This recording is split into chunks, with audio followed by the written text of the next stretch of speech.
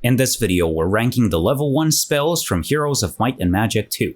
Let's start off with Bless. So, blessed creatures inflict maximum damage. It costs 3 spell points, the target is 1 ally, and the duration is 1 round per spell power, right? So, Bless is quite significant, because most units have a specific range of damage they can deal based on RNG. So, this range can be small or pretty broad. So, for example, it can have maybe only 2 to 3 damage, or 3 to 4, or something like that. But you can get even a broader range, 5 to 7, even 12 to 24, right, for the Cyclops. So for example, here, it's the maximum damage is 2 times the minimum. So you can imagine that if you cast Bless, you ensure that bigger number, which is quite strong, right? On average, you would expect the average to happen most of the time, right? So because of this, in this specific scenario for the Cyclops, casting Bless would mean that you would deal about 33% more damage than what that average would be. So that is quite significant, especially if you have a big stack. Casting Bless removes the RNG element and ensures a lot of damage. So just because of that, Bless is quite a strong spell. So just because of that, for now, let's put Bless at an actual S. Right? It's pretty strong, and it's one of those spells that's kind of a no-brainer whenever you're preparing to attack. The interesting thing about Bless is also that it has almost an immediate effect, because that's how you play it. You know, you never Bless preemptively or just way before some stack that's blessed is gonna attack. No, you just bless the guy that you're currently controlling, right, the stack of units, and you attack instantly, so you at least get that benefit. Because otherwise, if you bless too early, right, then the enemy could do some shenanigans to remove the bless, or just to remove the immediate threat of the blessed creature. But anyway, I think it makes sense to put it at an S so far. And yeah, by the way, we're bringing up the manual, the official Heroes 2 manual for this one, so we're going completely old school for this. The next spell is Bloodlust, which adds +3 to the creature's attack skill, costs 3 as well, targets 1 ally, and the duration is 1 round per spell power. Oh yeah, this is another thing. Bless, because the effect is not stronger based on spell power, then anybody could use Bless, except for Necromancers who are immune to Bless. But just because of that, it's quite super strong, right? As opposed to other skills that are only relevant for some factions that have a lot of spell power, but for Barbarians and Knights, for example, maybe not so much. But Bless makes sense for almost anybody. And that is the same case for Bloodlust. Bloodlust actually can work on anybody. And now here, just for full context, I'm going to explain exactly how this attack skill works in Heroes 2. So for this, we're going to use the actual official explanation from the manual. The thing is that, you have a bigger stack, right? And you multiply its base damage, the unit's base damage, by how many units you have, right? That's pretty self-explanatory. However, you still have a modifier that's based on the difference between the attacker's attack skill and the defender's defense skill. So if one unit attacks another, right, you get the game calculates that difference to figure out if there's a bonus damage or some damage reduction going on as well, right? So the thing is that it's interesting how they calculate this. Each point of attack over defense gives an additional 10% extra damage. So for example, if the difference would be 1, so I attack with 10 attack skill and you are defending with 9 defense skill, the difference is 1, so I deal 10% more damage, 110% in total, right? Pretty easy to understand. 5 over would mean 150%, and to a maximum of 3 times the damage. That's the significant part. The cap is quite high. And also, when it comes to defending, when somebody attacks a defender, right, and the defender's defense skill is higher than the attacker's attack skill, then there's a damage reduction going on, which means that, it's actually, it is not as significant, right? It doesn't scale as well, right? Because it's only 5% as opposed to 10%. So each point extra of defense over attack would mean 5% only, right? So 1 over means 95% damage dealt, 5 over 75% to a minimum of 30% damage. So imagine how significant that would be if you have a high defense skill. So now that we got that out of the way, Bloodlust adds +3 to the creature's attack skill, which means that that calculation is, the conclusion is offset by just the 3 positions in a sense, right? So if normally, let's say, you would have a 1-point difference, so 10% extra damage in favor of the attack, right? 10% extra damage, you cast Bloodlust, now you deal 40% more damage. So that is pretty significant. It's actually on par with Bless, right? In most cases. That's pretty strong. However, sometimes, if the defender's defense skill is so high that already the damage you would deal as the attacker would be reduced, Bloodlust only reduces the reduction in a sense. It makes it more, less significant, or it can even put you in the advantage category, let's say, right? If you would deal, if the difference would be 2 in favor of defense, so that would mean minus 10% damage inflicted, casting Bloodlust would put you on the other side of the spectrum, and you would deal 10% more damage because the attack skill is 1 higher, right? I hope that makes sense. I'm sure that if you play Heroes of Might and Magic in general, you're not a simpleton, of course. So, Bloodlust. Considering all that, is Bloodlust super strong?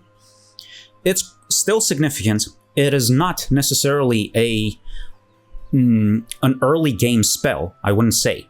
It could be relevant almost all the time, okay? So Bloodlust can deal a significant amount of extra damage, or it just ensures that at least you don't deal so much less damage than the normal stats would give you, right? Now, the thing is, do I actually cast Bloodlust super many times? Very often? I wouldn't say so. I would say, if you have the choice between Bloodlust and, let's say, Bless, you probably go for Bless almost all the time. Most of the time you Bless first, and then if you combine it with Bloodlust, sure, easy money, of course. However, Bloodlust, the issue with it is that, here we go. It's still luck dependent, right? There's still a range. Right, if you Bloodlust somebody that has a broad range, like the Phoenix, 20 to 40 damage, and you cast Bloodlust, yeah, sure, you can get more damage dealt, right? Sure. However, if you get unlucky and you deal the smaller amount in that specific range, then you're kind of getting played. However, if you cast Bless, you ensure maximum damage for sure. Yeah, okay, maybe based on the attack skill, maybe there's some damage reduction going on there, but compared to what would have happened if you would have casted Bless, casted? Anyway, if you would have used Bless before, Bloodlust before, I still think Bless wins, and by quite a lot in this scenario, right? So Bloodlust is pretty good, but I would still put it significantly below Bless. So maybe a B would make sense for Bloodlust, but we might revisit this later. Let me know what you think, and if you're enjoying this video so far, consider subscribing to the channel. Well, I'm not only going to cover Heroes 2, I'm going to work my way through the more significant Heroes games until Olden Era is going to be released. Anyway, let's move on. Then we have Cure, which removes all negative spells and heals 5x power in hit points. Costs 6 spell points, and the target is 1 ally. Now, this is an interesting spell for sure. The fact that it negates all negative spells could make sense in some situations. Like, for example, if you Bless one of your strongest enemies, but the enemy hero casts Slow, which is a very devastating spell anyway, then maybe you wouldn't go for this one, for the spell magic necessarily, because the spell magic would remove all spells on a creature, so you would lose in order for you to remove the Slow, you would accept losing the Bless. But Cure doesn't do that. Cure only negates the negative spells, which is pretty interesting. However, the main reason I use Cure sometimes is actually for that small little healing that's going on. 5 times spell power is significant in the early game, especially if you have a stack of units that would have a high amount of hit points, so they can tank a lot of damage, right? Not lose any of the units. However, with Cure, you can just regenerate, right? And can just prolong the battle indefinitely, or at least you might make that unit resist so much that you gain a significant advantage over the opponent, of course, as long as you have spell points, of course. It costs 6 spell points, so that's pretty costly, especially in the early game, and not everybody's gonna realistically use this too much, right? Barbarians and knights, if they have a spell book and they can use Cure, well, how many times can they actually cast that? Not so much, right? But and even the healing is not going to be that strong because they don't have the spell power, right? So it's kind of, Cure is one of those spells that's interesting in theory, but it has this massive cost, and it doesn't scale too well. In the mid to late game, I almost never use Cure, only maybe for the removal of negative spells, but I usually go for the spell magic or something else, and unfortunately there's always an opportunity cost to everything. You know, it's very rare that you only have Cure. No, you will have other spells at your disposal as well, and most of the time something else makes more sense at the time of your hero casting a spell. So Cure is kind of, you know, getting the short end of the stick in general, I would say. But that's not to say that it's bad. It has its uses for sure, and it might be very significant in the early game for sure. Now, that being said, where should I put Cure? Well, I would say it's still kind of more of a mediocre one, possibly below Bloodlust by quite a lot, but I wouldn't put it just as at a C necessarily. Maybe a B minus, like with a very long minus. Okay, B minus minus minus minus. Okay, it's all right, but there are other spells, unfortunately. The next one is Curse, which is, in a sense, the reverse bless, because cursed creatures inflict minimum damage. So it's exactly the reverse effect of bless, right? So if you have, especially, it's very significant whenever you have a very broad range. Ensuring minimum damage on an enemy is quite significant, right? So when in that scenario with the Cyclops, right, 12 to 24 damage, ensuring 12 means minus 33% damage output, which is quite strong. There's a unit, actually, kind of a meme one, but still, that has the broadest range I've ever seen. 2 to 8 damage for the air elemental. So here, it's even stronger, you know, bless or curse as well, which is pretty interesting, but still. Or, now that I think about it, the Peasant is an interesting exception. It only deals 1 damage. So, you know, if somebody out there casts Bless or Curse on the Peasant, may God have mercy on their soul, right? May God bless their feeble mind, because it's completely useless, right? A waste of mana, right? Or spell points. But still, you know, it's an interesting idea. Anyway, because Curse is just reverse bless, it's very strong as well. I would still put it at an S, because it's devastating for a very strong amount of units, right? A stack of units for the enemy that would be threatening. If you curse it, it's pretty. It should be pretty devastating. However, I would say that, you know, compared to Bless, Curse might be just a little bit worse, right? Even though they seem to be just two sides of the same coin. Well, I would say Curse is a little bit below, because Bless, as I've said, usually, like 99% of the time, you bless a unit that you're currently controlling, right? Meaning that you ensure that you deal maximum damage for at least that next attack, right? I gain control of whatever unit, I bless it, and attack immediately. Curse, on the other hand, after you cast it, it might be outside of your control a little bit. You know, you cast Curse on some stack, the enemy hero might do something to dispel the curse, or to negate it, or might play around that curse in a sense. Maybe even that is a significant value as well, because, you know, if you cast curse on somebody and the enemy doesn't use that stack, that's very significant, actually. It's more significant than just them dealing minimum damage, because they deal no damage, right? So that's interesting as well. However, there are many situations in which they can just dispel that spell, right? Unless you just go second, or you purposely wait for the enemy to cast a spell this turn, and then you curse or something like that. But that's very situational, and it depends on the order in which things happen as well. And usually the strongest units are also kind of fast, or at least were hasted beforehand, or anyway, I'm not gonna complicate this, but I would say that maybe just because of this consideration, maybe Curse is a little bit worse. Next up is Dispel Magic, which removes all spells on a creature. So I touched upon this before. It costs the cost is 5, and it targets one creature, which is interesting because Cure, on the other hand, targets one ally. Here, you can target a creature, which means that you can target an enemy as well. So if the enemy casts Bless or Bloodlust or something on their units, you can dispel that, which is quite significant. Sometimes it can actually be a game changer. Of course, a Bless can be countered by Curse, and vice versa, I think, right? If somebody is blessed and you curse them, the effect is negated, I think, or yeah.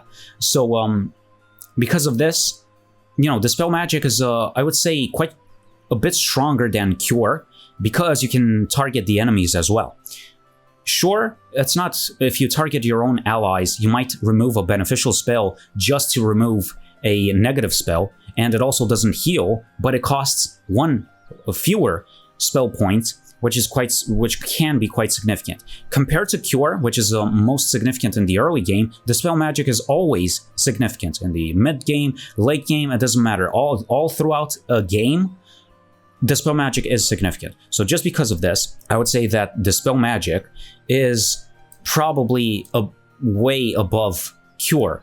But should I put it above Bloodlust, on the other hand? Well, Dispel Magic, well, I would say is quite strong. It could, if somebody would put it at an S, I wouldn't mind that, because it can actually dispel anything. It's an anti any other spell almost that is cast upon a unit, right? So Dispel Magic, I would still put it below Bless and Curse because it doesn't see as much play. Maybe it's not relevant absolutely all the time, right? And the cost is what brings it down a lot. Like, for example, imagine a scenario in which somebody casts Curse on your guy and you want to keep dispelling magic and you're just doing this back and forth. Well, at some point somebody is going to run out of spell points, and if both heroes' spell points are equal, the guy who casts Dispel Magic loses because it costs so much more. But that's still just one example, one circumstance. But still, maybe an A makes sense for Dispel Magic. But let me know what you think. Then we have Haste, which adds +2 to the creature's speed. Costs 3 mana, which is pretty good. It's on par with the other super significant spells. And it targets one ally, and the duration is 1 round per spell power, which is interesting as well. That means that anybody can use it, even barbarians or knights. Even though it wouldn't last too long, it still has an immediate effect. You cast Haste in the same way you cast Bless, right? You cast Haste on somebody and you immediately move more. So now, just for full context, what is a creature's speed and how important it actually is in the game, right? I'm sure a lot of you know this, but let's just for completeness, let me tell you about it. So, speed is extremely important in Heroes of Might and Magic 2 and in other Heroes games because it affects 2 game mechanics. The amount of distance that somebody travels during a battle. Melee units travel more the more speed they have, but in Heroes 2, flying units have an exception. Regardless of their speed, they can travel across the battlefield entirely. Right? There's an exception to this, but I'll get to it later. But yeah, flying units are an exception there. However, not only the distance is affected by speed, the speed of the creature, but also the order in which things happen during the battle, right? The order of execution, let's say. Meaning that a creature that has higher speed will start off the attack, right? They will get their turn first, right? If somebody has ultra fast speed, they will be the first to attack, right? So that's pretty significant. And with Haste, you can change the order in which things happen. If somebody has only average speed and you haste and you add +2, then you make it very fast, which could be very significant because it skips other creatures that would have been controlled before them. Right? So speed, I don't know exactly what the numerical values are, but in Heroes 2, it's just, you see some words like average speed, fast, very fast, ultra fast, and the reverse as well, like very slow, slow, very slow, and ultra slow, which is very rare. I don't think I've ever seen ultra slow, but I think it exists. So Haste puts you quite it's quite a significant benefit, I would say, right? Average turns into very fast, fast into ultra fast. Above above those, it will be an overkill, but still, right? Or even slow units can become at least average or even fast. So, haste is one of those spells that is super strong because especially of that order change, right? That is very significant, right? You can cast haste on a ranged unit that would be normally very slow. If you cast haste on them, they'll get their turn faster and they can shoot faster, which means that essentially the damage dealt might be so significant that it turns the tides in that specific battle. So it's quite an interesting spell for sure, and very strong. Haste, from my point of view, is an S for sure, and I would make the argument that it's better than Bless or Curse because of that order change especially, right? Now, of course, if you are a barbarian or a knight and the haste would only last one turn, then that order change doesn't matter that much, right? But if you have a lot of spell power, then you cast haste on somebody, and unless the enemy negates the haste, then you ensure that the next turns, as long as the haste lasts, whoever you hasted is gonna have that order change in their favor, which is pretty strong, right? So haste is an S for sure, the best spell so far that we've seen, at least in my humble opinion. And now we got to the second half of this tier list. And again, if you've enjoyed this video, maybe consider subscribing. Okay, let's see. It's Magic Arrow this time. Inflicts 10x power and damage to a single enemy creature. Costs 3, which is the theme for these spells, of course. And it targets one enemy. Duration, well, instant. Yes, this is the only damaging spell for the level 1 ones. And it is very strong, for sure. Magic Arrow is one of those spells that can actually win you significant advantage during a battle. Especially whenever you combine it with high spell power, you deal quite a lot of damage in the early game. Unfortunately, Magic Arrow becomes irrelevant very quickly. In the mid to late game, very rarely do you use a Magic Arrow. Let's be honest, there are better spells at the higher levels that deal an ungodly amount of damage as well. So Magic Arrow may be very few, there are very few situations in which in the late game you would use Magic Arrow, but yeah. So even though it's very strong, I wouldn't put it that high because it just doesn't hold up during the entirety of any game, right? So it's super strong in the early game, but afterwards, well, it kind of loses steam, which is kind of the same thing with Cure as well, which brings it down significantly. Even though Magic Arrow, which is huge in this tier list for whatever reason, even though it's quite strong and so significant in the early game and can win you some battles or make you not have too many casualties, I would still only put it at an A, right? Now, is it more significant than Dispel Magic? Well, that is a very interesting question. I'm not sure because it depends on the situation, but still, in general, in the early game, I would say that Magic Arrow for sure wins, but because it loses steam afterwards, it becomes way worse. So I'm not sure. In the early game, yeah, you have the virgin Dispel Magic user versus the Chad Magic Arrow spammer, but in the late game, Magic Arrow becomes very, very weak. So maybe this makes sense, right? To just keep it at middle A, but that's only because it's so strong in the early game, but I don't know, maybe it's debatable. The next one is Shield. Shielded creatures take half damage from range strike attacks. Costs 3 as well. Targets an ally, and the duration is 1 round per power. Well, Shield is an interesting spell because, well, it depends on who you're playing against, right? But most of the time you play against the AI, and the AI has a specific pattern. It almost always targets or favors targeting your strongest ranged units, if you have any, right? So because of that, because you can predict who's going to be attacked, Shield can be very strong because having the damage is insane value, right? It's as if you would have that, that difference between the attacker's attack skill and the defender's defense skill, giving you the conclusion that you would suffer 50% of the normal damage the attacker would deal. So that's quite significant. But also, when you combine it with other things as well, with extra defense and stuff like that, you can reduce the damage that you would suffer significantly. Shield is quite strong. Now, here's the thing. I'm not sure about this. I haven't tested it. But do you know that, whenever ranged units in a siege, right? So when attacking a castle, if you don't have archery or some artifact like a bow or something, then ranged units' attacks would deal half damage if shooting over castle walls. Now the question is, and I don't know about this, maybe you know more about this, but if you cast shield on somebody and you combine it with this situation of 50% reduction over castle walls, does that mean that it stacks?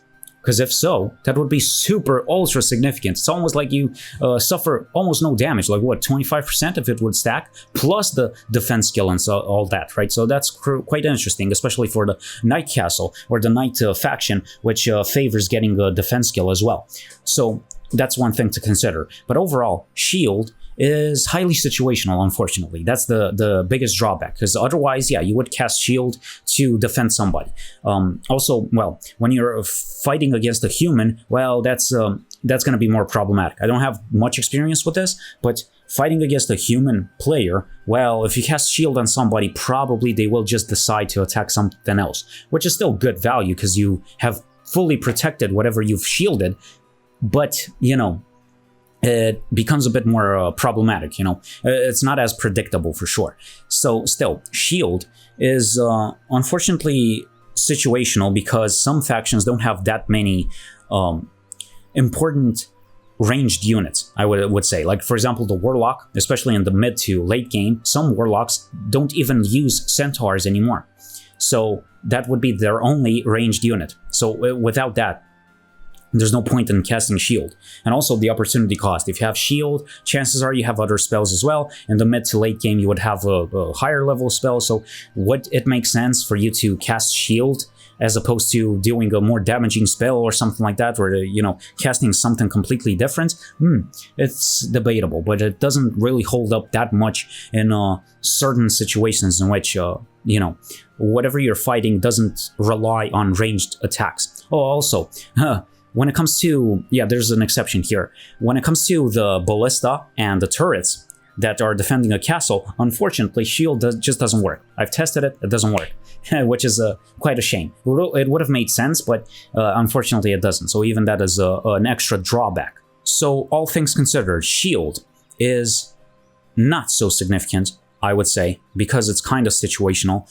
Sometimes it might be super strong, but that's the case for most spells, right? Most spells in some very specific situation are super strong, but shield compared to the other ones might be quite lower, I would say. So maybe a B minus, maybe actually a C, because this one is on the lower end of B anyway. So maybe a C only for shield. So just mostly because it's so situational, right? And the enemy can still play around this unless they're AI, right? But I guess this one makes sense, but we might revisit this later. Next one is slow, which is the reverse haste. Slowed creatures are reduced to half their normal speeds. So this is interesting, that specific wording, half their normal speeds, because they could have just said -2 and that's it. But actually, what this wording means is that slow is actually sometimes stronger than haste, because actually if you slow somebody who has maximum speed, you don't. So that would mean ultra fast. If you slow an ultra fast unit, I'm pretty sure it doesn't bring them down only to fast. No, they bring it down to average. So it's more significant whenever you're slowing somebody who's really fast. At least that's what I think. So slow is extremely significant. It's the reverse haste.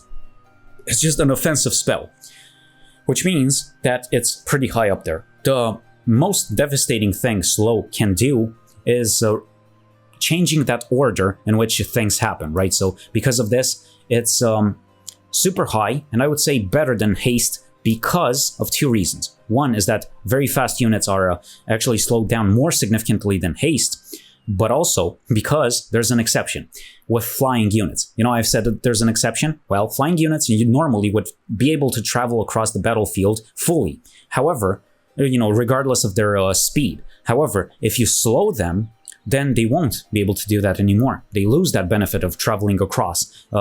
So what that means is that a slowed flying creature would only move as if it would be a melee creature with that specific new speed, right? So if you become an average speed creature that's flying, that would normally be flying, right? It only flies what the average distance would have been covered by a melee unit that has average speed. So that is pretty significant as well, because sometimes you can cast slow very defensively as well. So just because of that, I would put it above haste by a little bit, right? Next would be Stone Skin. Adds +3 to the creature's defense skill. Costs 3 as well. Targets an ally, and the duration is 1 round per spell power. So this is almost like a defensive bloodlust in a sense, right? So when it comes to defense, I would say that, because, as we've seen there, if you already are reducing the damage that the enemy would inflict on you because of that difference between defense and attack, I would say that, if you're in that situation where there's already some damage reduction going on, casting Stone Skin wouldn't be as significant as a Bloodlust if you were already dealing more damage, right? Because of that 5% as opposed to 10% per point of difference, you know what I mean? So here, Stone Skin might only be super relevant whenever you're trying to reduce the extra damage that somebody is attacking you or is inflicting on you, rather than increasing the damage reduction that's going on, right? Because of this, maybe Stone Skin could be,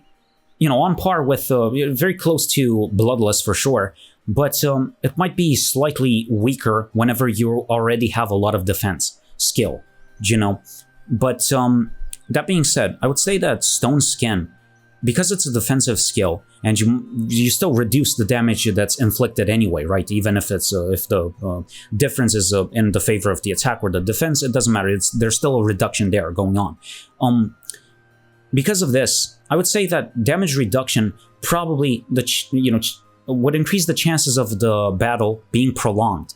So because of this, it can give you enough time to find other solutions afterwards. So Stone Skin is an interesting defensive skill. I might put it just a little bit above Bloodlust because it might offer more value in a sense, even though it's kind of debatable. It really depends on what the situation is, as you will see that this is going to be a theme in this tier list, right?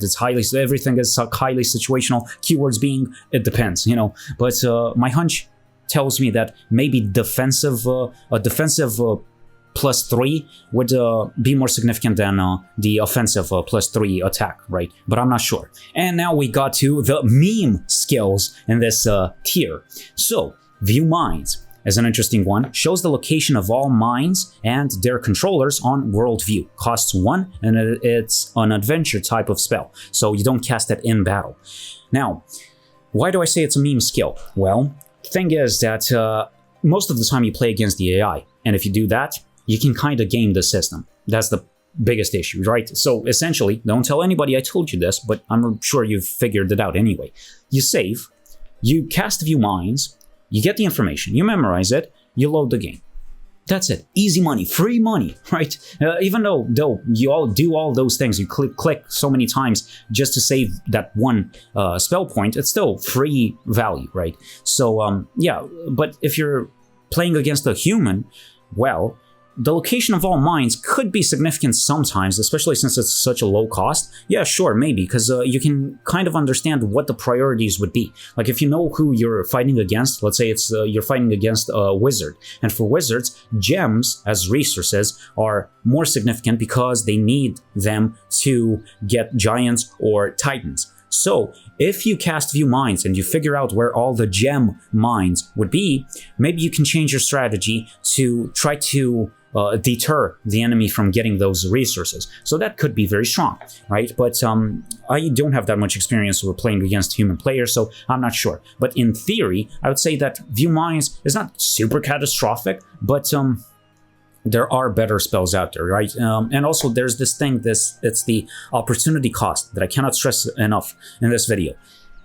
It depends on where you got the view mines from, but almost regardless of the source, it's kind of wasted value. Because if you get it, let's say, imagine, you're going for level 1 mage guild. Okay, let's go. I'm gonna spend 5 wood and some money to get the spells. Okay, and I'm waiting for magic arrow, bless, curse, whatever, shield. I'll get it, I'll take it.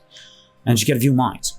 Well, that's pretty disappointing, you know? Or also, there are those buildings that give you some random spell, and you could have gotten anything at a level 1, level. Well, yeah, great phrasing there, buddy. But you get few mines. I mean, you know, that's very disappointing. You know, so because this is a tier list and we're ranking them against each other, unfortunately, view mines must be relatively low. So I would put it at a D, but that doesn't mean it's completely useless and stupid, right? But yeah, compared to the other ones, it's quite significantly below. And the final one for this tier list is view resources. The incredible value, right? Shows the location of all remaining resources on the map and world view. So those lingering resources that get you on a specific number of that resource to be used instantly. So that's pretty good, right? But view resources costs 1 adventure type of spell as well.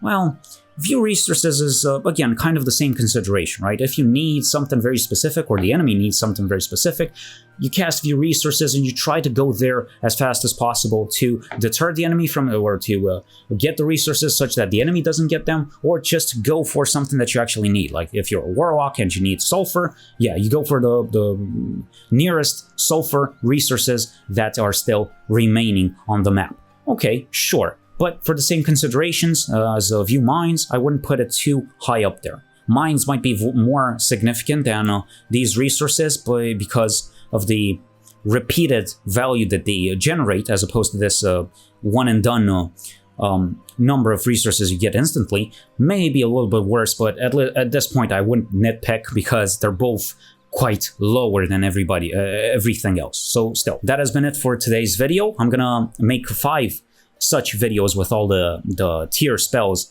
or all the levels in Heroes 2, and then eventually I'm going to combine all of them into a very, very long video discussing everything, right? So tell me what you think in the comments, and I'll see you next time.